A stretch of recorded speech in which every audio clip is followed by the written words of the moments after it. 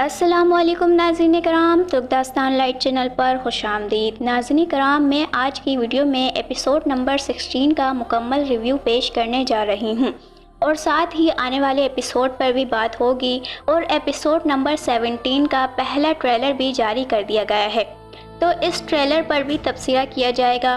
اور ناظرین کرام، ایپیسوڈ نمبر 17 ایک ہفتہ تاخیر کا شکار ہو چکا ہے، لیکن سوال یہ ہے کہ آخر ایسا کیوں ہوا اور اس تاخیر کے پیچھے کی اصل وجہ کیا ہے؟ فاطمہ اور فلاویوس کو کون بچانے آئے گا؟ تو آج ان تمام سوالات پر بات چیت کی جائے گی۔ ویڈیو کو اینڈ تک ضرور دیکھیے گا۔ ناظرین کرام، ویڈیو میں آگے بڑھنے سے پہلے اگر آپ ہمارے چینل پر نئے ہیں تو چینل کو جلدی سے سبسکرائب کر کے بیل آئیکن کو ضرور پریس کر لیں۔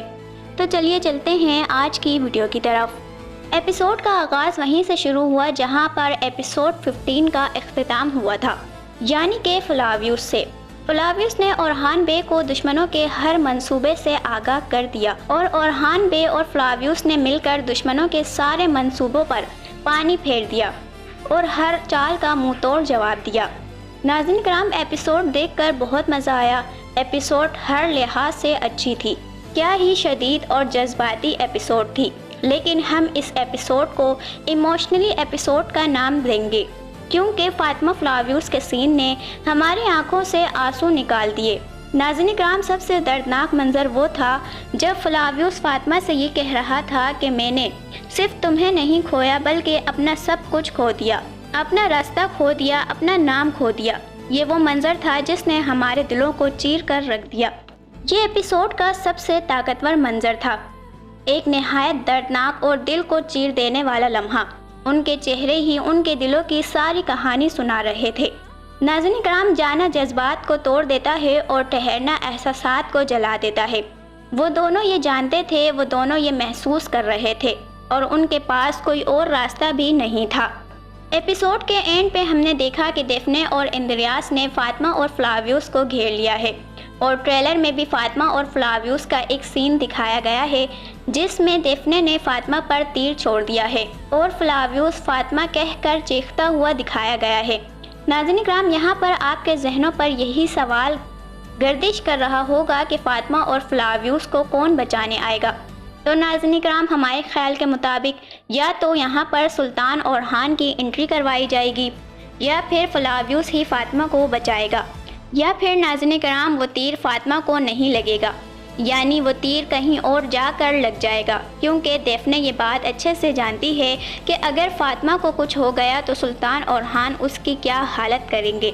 ناظرین کرام، اب جب کہ ڈیفنے کی بات ہو ہی رہی ہے تو 2-3 لائن اس کے بارے میں کہنا چاہوں گی کہ جب سے یہ آئی ہے اس نے ہر خفیہ چالیں چل لی ہیں۔ اب جب کہ اس کا چہرہ سب کے سامنے بے نقاب ہو چکا ہے اور اب اس کا تو عاشق بھی آ چکا ہے، تو اب دیکھتے ہیں کہ اب خونی بھیڑیے کے ساتھ مل کر یہ سلطان اورحان کے لیے کیا کیا نئے چیلنجز لے کر آتی ہے۔ دوسری جانب فاطمہ اور فلاویوس کے آپسی رشتے کے بارے میں بھی محل میں سب کو معلوم ہو چکا ہے اور اسی وجہ سے یگت بھی اتنے جوش میں آ گیا تھا۔ اور ناظرین کرام، ٹریلر میں دکھایا گیا ہے کہ دیدار خاتون یگت کو محل میں لے کر آ رہی ہیں۔ وہ بہت ہی زیادہ غصے میں دکھائی دیں اور اب شاہنشاہ بے نے بھی اپنا اصل چہرہ اورحان بے کو دکھا دیا ہے۔ ناظرین کرام، ٹریلر میں دکھایا گیا کہ شاہنشاہ بے نے بڑی مکاری سے محل میں قبضہ جما لیا ہے، لیکن اورحان بے بر وقت محل میں پہنچ جائیں گے اور شاہنشاہ کے ساتھی میں سے ایک سر بھی قلم کر دیں گے۔ یہاں پر ناظرین کرام، جس سردار کا سر قلم کیا گیا ہے اس کا نام کیا ہے یہ آپ لوگ مجھے کمنٹس میں بتائیے گا۔ بہرحال ناظرین کرام، شاہنشاہ محل سے فرار ہو جائے گا اور ایک گفا میں پناہ لے لے گا، لیکن آخرکار اس کا سر بھی قلم کر ہی دیا جائے گا۔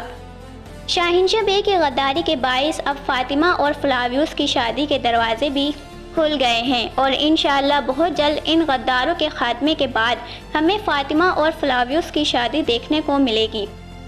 ان دونوں اداکاروں کی جتنی بھی تعریف کی جائے وہ کم ہے۔ ان دونوں نے خود کو فاطمہ اور فلاویوس کے روپ میں ایسا ڈھال لیا ہے کہ معلوم ہی نہیں ہو رہا کہ ریئل کون ہے اور فیک کون ہے۔ ناظرین کرام، دوسری جانب اسپورچا اور اورحان بے کی شادی کے دن بھی قریب آ رہے ہیں۔ جس طرح سے اورحان بے نے شہزادی کو سرداروں کی اصلیت بتائی اور دمیر خان نے اسپورچا کو قید کرنے کی کوشش کی، تو اب ان سب واقعات کے بعد اسپورچا کو یقین ہو جائے گا کہ اورحان بے صرف اپنی قوم کے بارے میں سوچتے ہیں، وہ اپنی ریاست کے لیے اتنی جدوجہد کر رہے ہیں اور وہ اورحان بے سے شادی کے لیے رضامند بھی ہو جائیں گی۔ اب بات کرتے ہیں جنگی مناظر کی۔ اس بار کے جنگی مناظر بھی شاندار تھے، اور جب اورحان بے اسپورچا کے جال میں پھنس گئے تھے تب شامل بے کی انٹری دیکھ کر بھی بہت اچھا لگا۔ ناظرین کرام، اب بات کرتے ہیں نئے ولن اندریاس کے بارے میں۔ نئے ولن اندریاس نے بھی ایک پاورفل ولن کے طور پر انٹری دی ہے۔ اب دیکھتے ہیں کہ اگلی ایپیسوڈ میں اس کے اور فلاویوس کے درمیان کیا کشمکش پیدا ہوتی ہے۔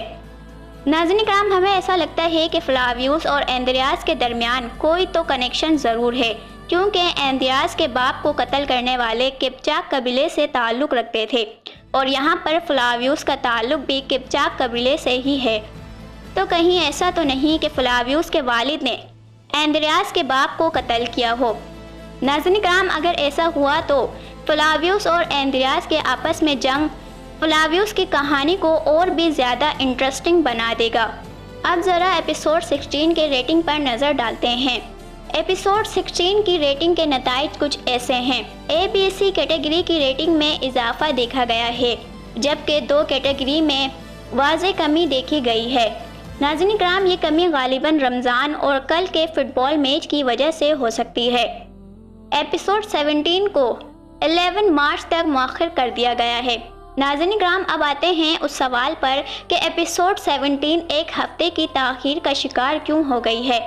ایپیسوڈ کی تاخیر کی وجہ فٹ بال میچ کو قرار دیا جا رہا ہے، لیکن ناظرین کرام، ہمیں لگتا ہے کہ وہاں برف باری بہت شدید ہو رہی ہے، اور آپ نے ایپیسوڈ میں بھی دیکھا ہوگا جب اورحان بے اسپورچا سے نیلوفر خاتون کے بارے میں پوچھ رہے تھے تو اس وقت بھی شدید برف باری جاری تھی، اور یہاں صاف نظر آ رہا ہے کہ ان دونوں کو اس وقت کتنی سردی لگ رہی ہوگی۔